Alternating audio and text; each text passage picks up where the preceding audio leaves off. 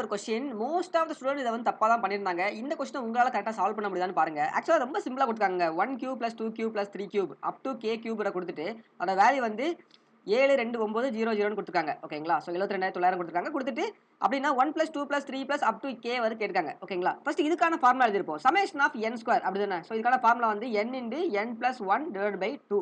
So அப்போ இந்த cube வந்தா ஃபார்முலா என்ன? சாரி சம்மேஷன் ஆஃப் n இது.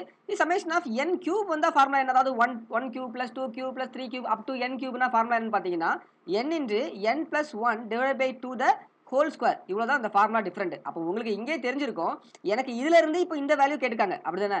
அப்போ எனக்கு இந்த வேல்யூவ எனக்கு வந்து ஸ்கொயர் ரூட் பண்ணிட்டா போதும். அப்போ அந்த 72900வ ஸ்கொயர் ரூட் பண்ணிட்டா எனக்கு வேல்யூ வந்துரும். அப்போ என்ன பண்ணலாம்? ஈஸியா பண்ணலாம். அந்த 2 ஜீரோக்கு பதிலா நான் வந்து 1 ஜீரோ போட்டுக்கலாமா? அதாவது 100 வந்து ஸ்கொயர் ரூட் பண்ணி வெளிய எடுக்கும்போது 10 ஆகும். அப்ப 2 ஜீரோ 1 ஜீரோவா மாறும். 229 பார்க்கும்போது எனக்கு என்ன தெரியுதுன்னா, இது வந்து 9 கியூப்னு தெரியுதா? ஓகேவா? அப்போ வந்து 9 வந்து 3 வாட்டி இருக்குது. ஓகேவா? இது வந்து ஸ்கொயர் ரூட்டுக்குள்ளவே 9 வந்து எத்தன வாட்டி இருக்குது? 9 இன்டு 9 இன்டு 9 இருக்குது. கரெக்ட்டா? அப்போ நான் இத விட்டு வெளிய எடுக்கும்போது எனக்கு வந்து என்ன ஆகும்? 9 என்னது? 3 யோட ஸ்கொயர். 3 ஸ்கொயர் 3 ஸ்கொயர் 3 ஸ்கொயர் இருக்கு. அப்போ 3 இன்டு 3 இன்டு 3. ஓகேவா? 3 இன்டு 3 இன்டு 3. என்ன வரும் நமக்கு வந்து 3 இன்டு 3 9 9 இன்டு 3 27. ஓகேங்களா? அப்ப 27 0 தான் நமக்கு வந்து கரெக்ட்டான ஆன்சர். ஓகேங்களா? சோ இதான் இது பார்த்த உடனே ஈஸியா போடக்கூடிய சம். அதனால தான் இதுல வந்து ஏன் இவ்வளவு ஸ்ட்ரகிள் ஆனாங்க அப்படின்னு சொல்லிட்டு, இல்ல நீங்க 729க்கு ஸ்ட்ரெயிட்டாவே ஸ்கொயர் ரூட் எப்படி கண்டுபிடிக்கும்னு தெரிஞ்சா கூட நீங்க கண்டுபிடிச்சிருக்கலாம். அவ்வளவுதான். இது வந்து ஈஸியான ஒரு கொஸ்டின்.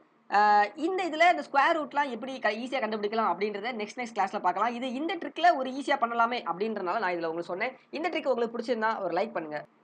உங்க ஃப்ரெண்ட்ஸுக்கும் ஷேர் பண்ணுங்க.